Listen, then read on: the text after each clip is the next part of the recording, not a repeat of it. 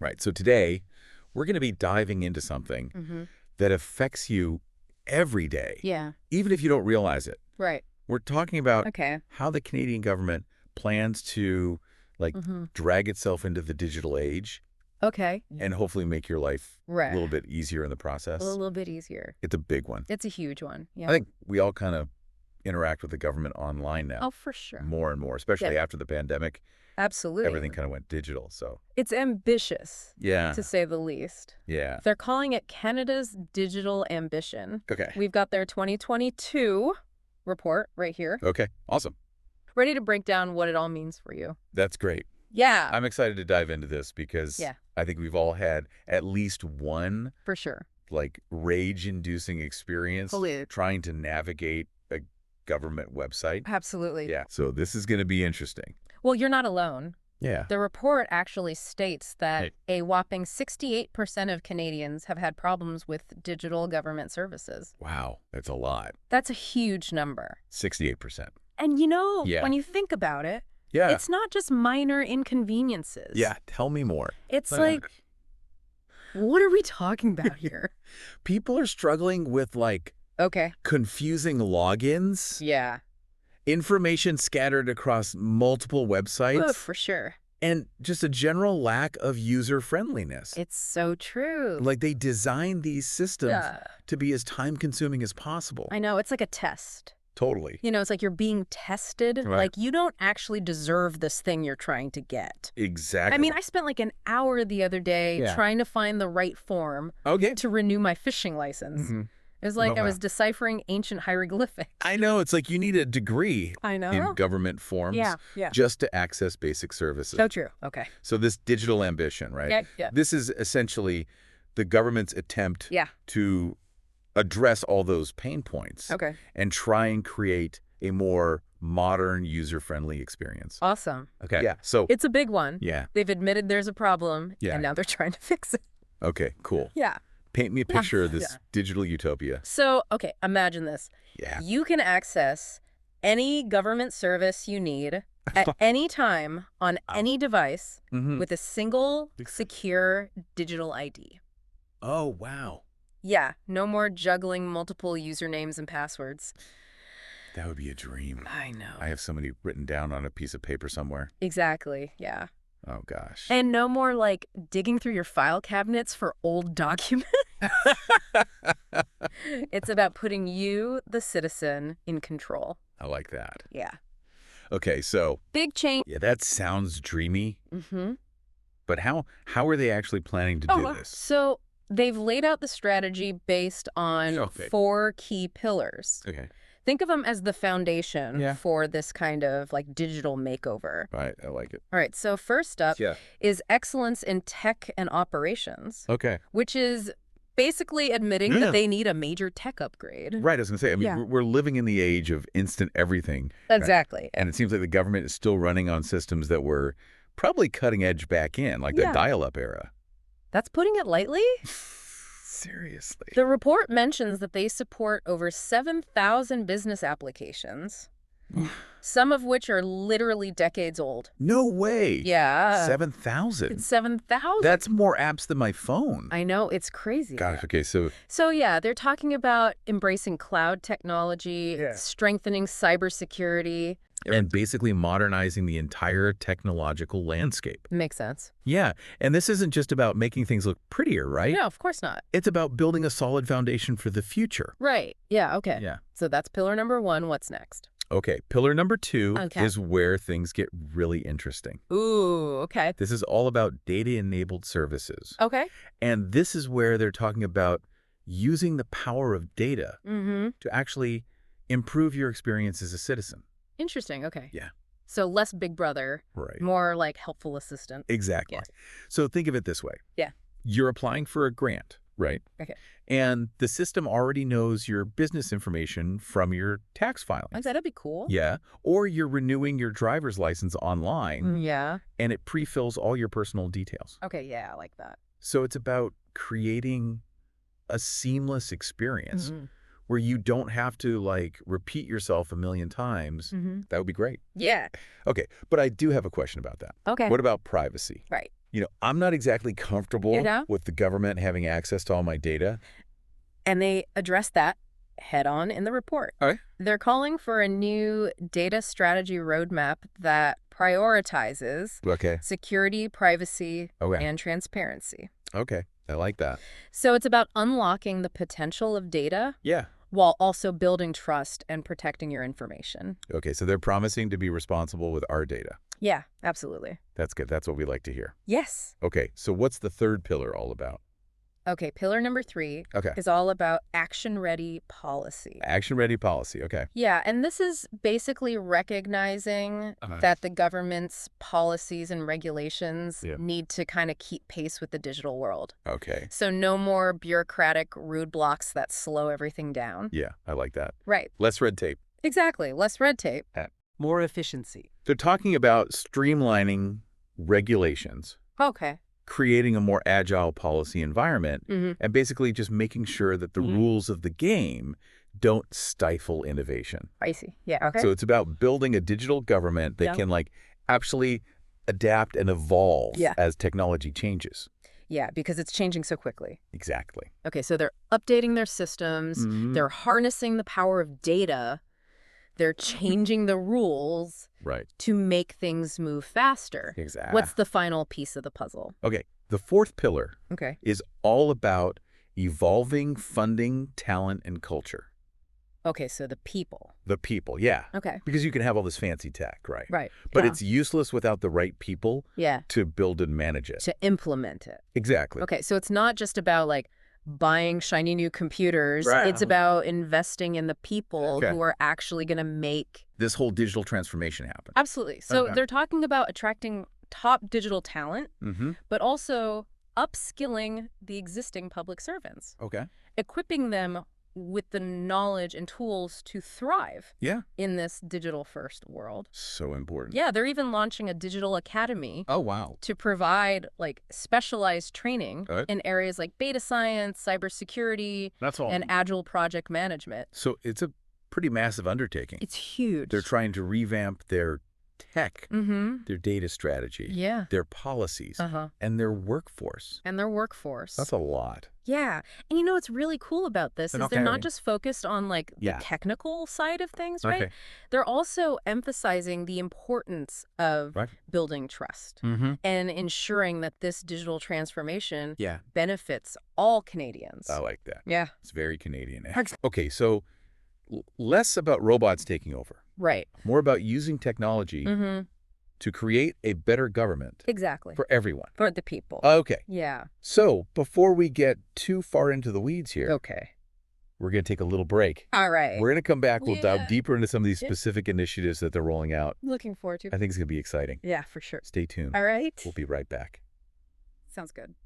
Okay, so we've laid out these 4 pillars. This foundation for their digital makeover. Right. But let's get down to brass tacks here. Okay.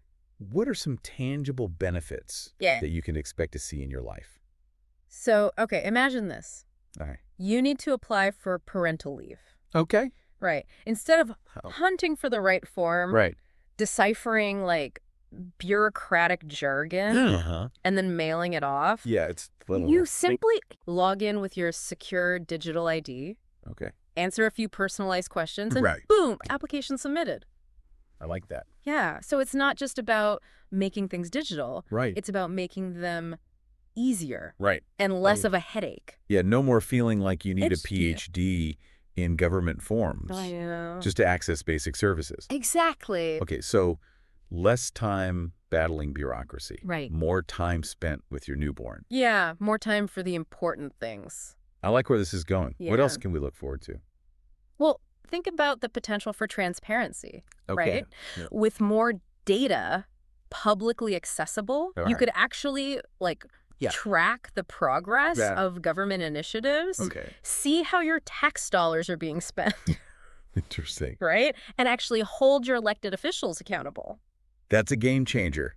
Right. No more digging through these dense reports. Exactly. No more dense reports. Or relying on sound bites. No more sound bites. We could actually see the data for ourselves. You got it. And make informed decisions as citizens. Exactly. I love that. Yeah. That's awesome. And it's not just about holding the government accountable. Right. Open data can also, like, fuel innovation. Okay, how so? Like, entrepreneurs and researchers could use this information to develop new apps and services and just, like, solutions to community challenges. That's really cool. Right. Imagine the possibilities. Okay, so I'm officially on board Okay. with this digital utopia vision. Oh, right.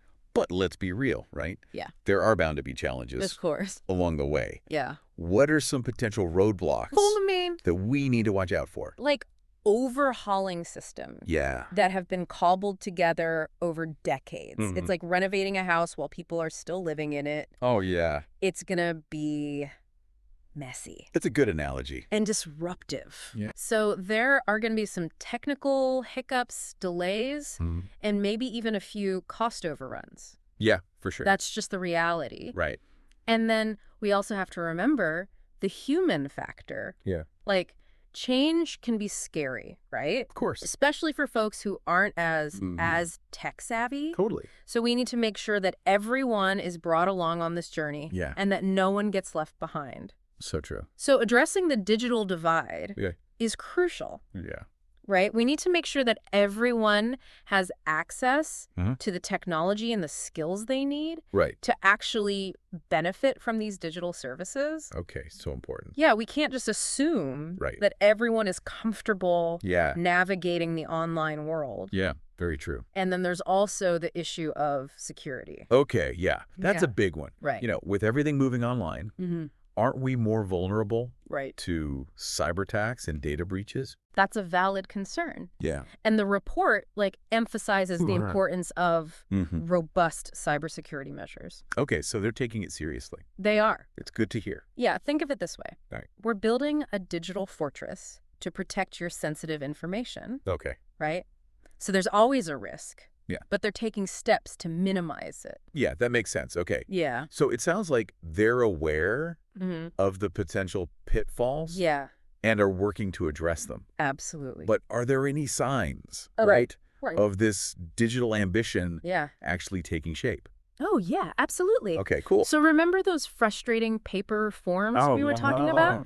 Well, they're already making progress on digitizing those processes. Cool. So you can now apply for things like employment insurance benefits or access your tax information completely online. That's a huge win for anyone who's ever had to deal with that dreaded government paperwork. That paperwork, it's a nightmare. I know, and they're not just like digitizing the old forms. No. They're designing them from the ground up to be more user-friendly.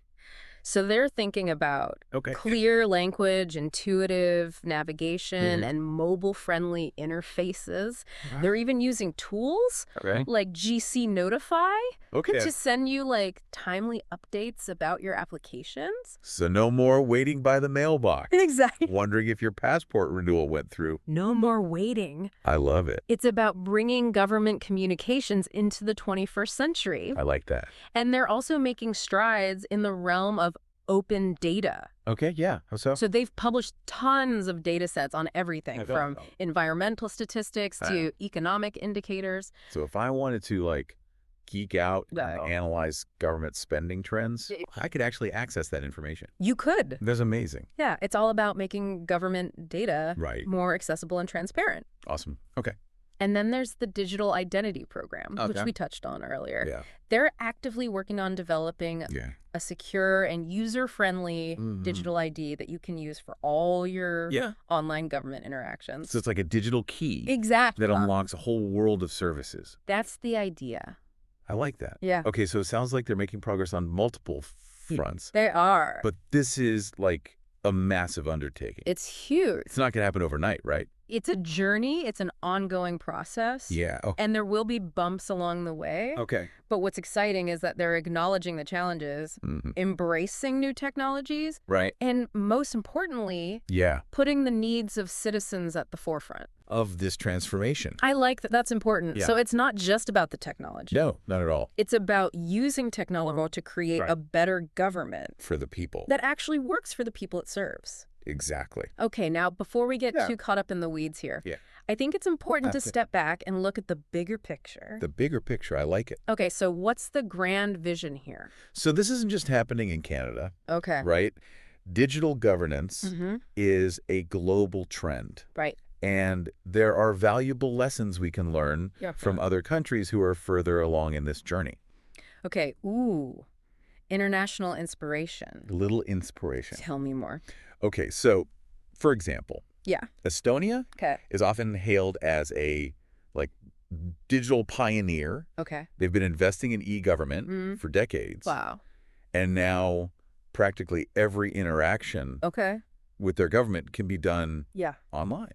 Seamlessly and securely. That's impressive. They've really embraced the power of digital identity. Okay. And their citizens have a high level of trust in the system.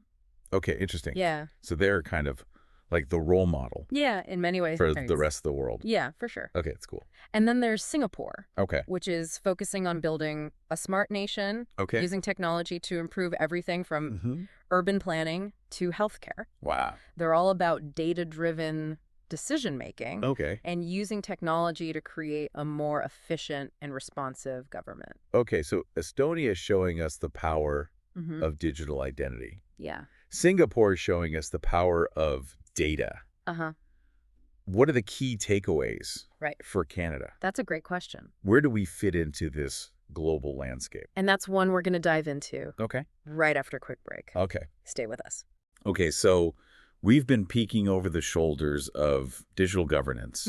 All stars like Estonia and Singapore. Right, yeah. What can Canada learn from their successes? One thing that stands out is the importance of getting those fundamentals right. Okay. Like Estonia invested heavily in creating a really robust and secure digital identity framework early on. Okay. And that foundation has allowed them to build this truly comprehensive e-government ecosystem. So it's like building a house. You need a solid foundation before you start adding the fancy features. Exactly. You got to get the foundation right. Right. Okay. And Canada's making progress in areas like cybersecurity, data sharing, but there's still work to be done. Okay. Especially when it comes to modernizing those creaky legacy systems. Yeah, makes sense. Oh. And we also have to remember that Canada is a vast and diverse country. Huge country. Yeah. Lots of different needs. And ensuring that these digital government services are accessible to everyone. Right. Regardless of location or tech savviness. Huge challenge. That's going to be a major challenge. Yeah, for sure. We can't create a system that only benefits urban tech-savvy citizens. Exactly. Got to reach everyone. Right. Bridging the digital divide and ensuring equitable access. It's essential. For all Canadians. Yeah. It's paramount. It's like building a bridge, right? Yeah. It needs to reach both sides to be effective. I like that. Right. Yeah. And that brings us back to this idea of a truly citizen-centric digital government. Okay. Right. It's not enough to just digitize existing processes. Yeah. We need to fundamentally rethink how services are designed and delivered, putting the needs of citizens front and center. Okay, enough with the metaphors. Paint me a picture. All right. What does this actually look like? Okay, so imagine this. Yeah. It's tax season. Oh, no. Right? Yeah. And instead of scrambling for receipts, wrestling with complicated forms, you simply log in with your digital ID. Okay. And the system has already pre-filled everything. Oh, wow. Based on your income and expenses. Are you telling me tax season could actually be... Maybe not easy. Easy. But definitely less painful. Okay, less painful. I'll take it. Yeah. And imagine if, government services were, proactive, anticipating your needs based on, so on your life events. Yeah, life events. Right. Like you're expecting a baby. Okay. The system automatically sends you information about parental leave benefits, childcare options. That service with a capital S. Exactly. It's like having a personal assistant. Yeah. That just happens to be the government. I love that. And imagine if all these services were seamlessly integrated. Okay, yeah. No more jumping between different websites, repeating information over and over again. It's about creating a smooth, user-friendly experience. So it's not just about making things digital. Right. About making them better, smarter, more intuitive. It's about using technology to actually improve people's lives. Yeah, I like that. But how do we get there? Okay, so This sounds like a massive cultural shift. it's huge. It requires a change in mindset, both within the government and among citizens. Okay.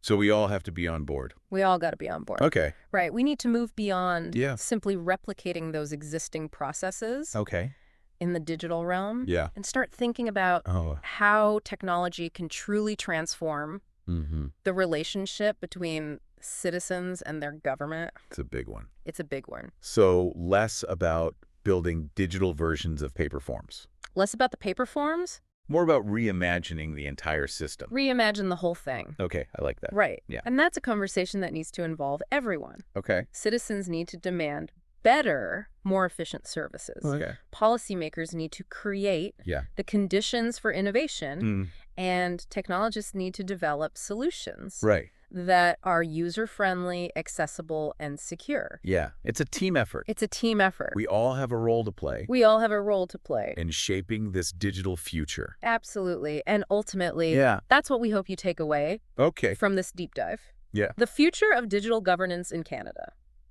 It's not predetermined. Yeah. It's something we actively create. I like that. Through our choices, our engagement. That's empowering. It is empowering. Yeah. And our willingness to envision a better way forward. Okay, on that note, yeah, we've reached the end of our digital journey today. End of the road. We've explored the ambitions, the challenges, and all the exciting possibilities that lie ahead. Lots of them. But now it's time for you, our listeners, to take the reins. What will you do? What role will you play in shaping Canada's digital future? What are your hopes? Yeah. What are your concerns? We encourage you to keep the conversation going. Continue the conversation. Yeah. Share your thoughts. Share your thoughts. Hold our government accountable for building a digital future that benefits all Canadians. Well said. Thanks for joining us. Thanks for having me. On this deep dive. Been a pleasure. Until next time. Stay curious. Stay curious. Stay engaged. And keep pushing for a better digital world. Absolutely.